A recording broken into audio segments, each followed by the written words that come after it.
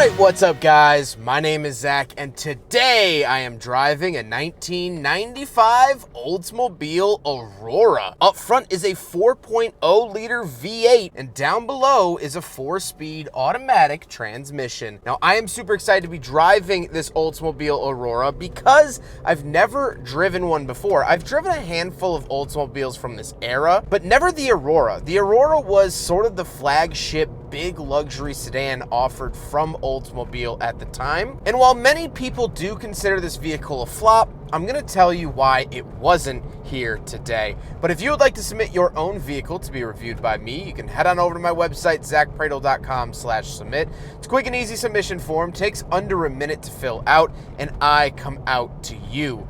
But let's get back to that 4-liter V8 under the hood. Well, you might be thinking, have I heard or seen that engine in other vehicles? And the short answer is no. This engine was actually designed and developed just for Oldsmobile and just for the Aurora. Now, it does share blueprints and ideas with the North Star engines from Cadillac, but this is a lot smaller. The North Stars were 4.6, this is a 4-liter, so it shares some of the characteristics, but it isn't just a chopped up version. It's actually a whole new thing, and I think that that's really special. It makes 250 horsepower, which is a pretty decent and comfortable number, especially for a luxury vehicle of the mid-90s. However, these do suffer from some North Star issues. There is some oil consumption issues and things like that, and unfortunately, if you do need parts, they're not going to be very plentiful here in 2023 because they didn't come in a whole lot of cars. So there's like North Star Performance, there's aftermarket places where you could buy parts, so something to definitely keep in mind. And 1995 was the first year of the Aurora, and so this is an OBD1 vehicle, so I highly recommend trying to seek out a 1996 because that's when it switched over to OBD2, and that's going to give you a lot better information when your check engine light comes on. Like I said, paired to it is a 4-speed automatic transmission. It's shifting well, it's shifting quietly,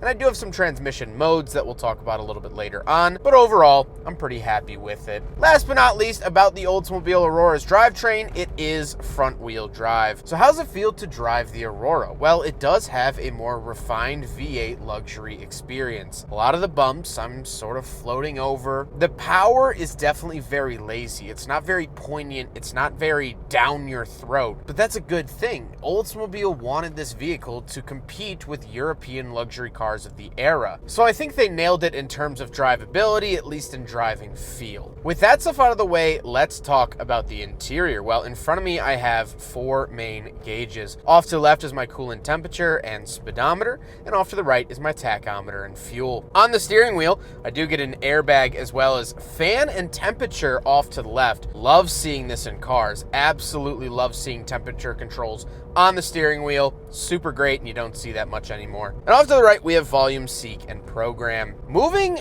off to the left, we do have our interior lights and Twilight Sentinel, which Twilight Sentinel is the automatic headlights, which was normally found in Cadillacs, but it's actually found here in the Oldsmobile, and I kind of like that. Then moving on to the door, we do have our fog lights and mirror switches, a climate vent, love that, and our power windows. And then up above on the door, I have upper and lower lumbar support, memory seat options, door locks, and my power seat options a little bit below that. Absolutely love these features. Very, very luxurious. Moving into the center, we have a little information area. We can look at our instant and average fuel economy, our fuel gallons used, our range, our average speed, oil pressure, battery voltage, transmission fluid life, our destination button, which you can actually set your destination and it will tell you how far away you are. Now, this is going to be a rough estimate, but an estimate nevertheless. ETA works in the same vein where it'll tell you how long you have left. Elapsed time, our date, you can set it off, and then our reset and enter buttons. So very, very cool information found here in the center of the Oldsmobile Aurora. Then we do have our climate controls. I get dual zone climate here in the Aurora. Fantastic. Love the dual zone, especially for 1995. 2 climate control vents and our stock radio. This is the theft lock radio from GM.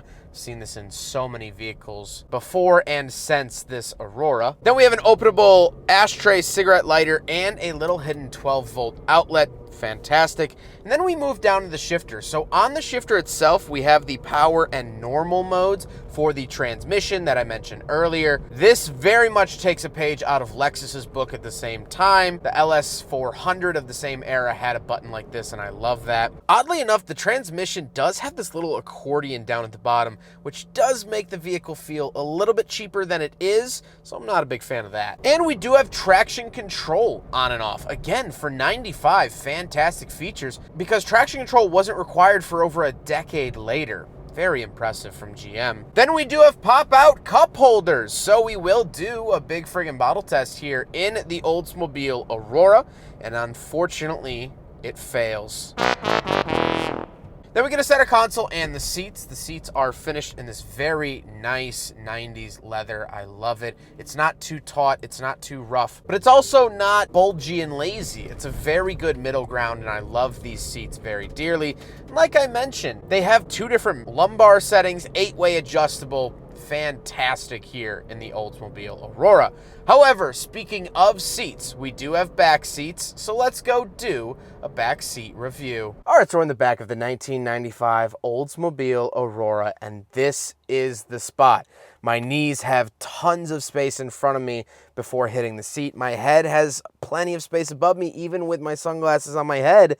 It's plentiful. It's great. It's a very luxurious experience back here, and that's what Oldsmobile was going for. Over in the doors, we do have power windows, and we do have our own little cigarette lighters and ashtrays in either door, which is funny because nowadays you can actually use these 12-volt outlets to charge your phone, which is a technology that wasn't even on Oldsmobile's radar when they built this car. And it's just funny to me to see, like, it's still getting a modern use out of something that's been dead for over 20 years, which is just very, very interesting. But anyway, I do get a center console, little openable cup holders, things right there. No big freaking bottle test, of course. But let's hop out. We'll take a quick look at the trunk and cargo space, and then we'll talk about the looks. All right, around the back, open up the trunk, and there's not really too much to see back here. I'll be honest, it's smaller than I thought it was going to be. Not bad size, it's not poorly sized, but it's definitely not as big as a lot of other American cars of this era. I'm thinking Cadillac Fleetwood, that sort of thing. So while it's not bad compared to its other siblings at other GM brands, it's not the best in the world. But that's okay. Now we gotta talk about the looks, and this is finished in dark cherry, which was later found on the Oldsmobile Final 500 vehicles, but they did do a short run of it in the 90s. You could also find it on the Impala SS from Chevy at the time. I love this color. I think it's fantastic, and I love the look of the Aurora. It is kind of blobby and mushy, and by modern standards, it's not very handsome. But of the era, they really tried to make it as aerodynamic as possible to cut down on wind noise to make a more luxurious experience. That's why the side mirrors are kind of funky and oddly shaped. That's why the hubcaps are so strange. It was all to cut down on wind noise, or at least that was the idea. Did it work? Yeah, kinda, but definitely cool lore about the Aurora. But with all of that being said, let's get on to my final thoughts. What do I think finally driving an Oldsmobile Aurora? I've driven the Alero, I've driven actually two Aleros, and I've also driven the Intrigue. So this was the top dog of the era. Towards the end of Oldsmobile's life, this was their flagship luxury vehicle. And so, as I mentioned earlier, they went after the Europeans. They tried to capture that market of BMW 5 and 7 Series, of Mercedes E-Class, S-Class, that sort of era. And I do think that it fell short in a couple categories, mainly the build quality. Although this is a lot better than most Oldsmobiles that I've driven, there still is some GM-ness found in here. It's not gonna escape that. But what I really wanted to talk about is how everyone seems to say that the Aurora was a failed project and it doomed Oldsmobile. And while, yeah, it didn't help save the brand, there was a lot more going on at the time. Oldsmobile went down mostly because of mismanagement from GM. It had once been a fantastic nameplate, having unique vehicles that were fun and interesting and yet still luxurious to a certain degree. They were just below Cadillac and a little bit below Buick, but they still brought something fresh to the table. I'm showing here the Oldsmobile Cutlass Supreme I just drove, the custom cruisers and vehicles like that. But in the 90s, they were mostly rebadged vehicles. They didn't really have their own identity, and they were really failing to capture the younger market. And so the Aurora was an attempt to sort of recapture that own identity. That's why they gave it its own unique engine. It wasn't used in any other vehicle. And everyone talks about how Oldsmobile sales tanked in this era. And yeah, comparing it to the 80s, they were selling less vehicles. But at the time that this vehicle was sold, Oldsmobile was averaging over 300,000 units a year. It's hard to call that a failure. And the only real true downfall came when GM themselves said in the year 2000 that they were going to cancel the brand by 2004. Then it chopped the head off the brand as a whole and sales hit the ground. Because why would you buy a car if you know that the brand wasn't going to be around by the time your payments were done? Take a look at this graph from thecardatabase.com. I mean, they were doing all right up until GM called it in the year 2000. You see that stark drop off. My point being, the Aurora is a sort of don't throw the baby out with the bathwater scenario. Just because Oldsmobile failed doesn't make this a bad vehicle. It's luxurious, it's comfortable, and to GM collectors, it's one of the holy grails. Did it meet its competition? Did it exceed its competition? Not quite. But sometimes the worst of a category doesn't mean the worst in the world. So by me, the Aurora's okay. It's a chipper big boy.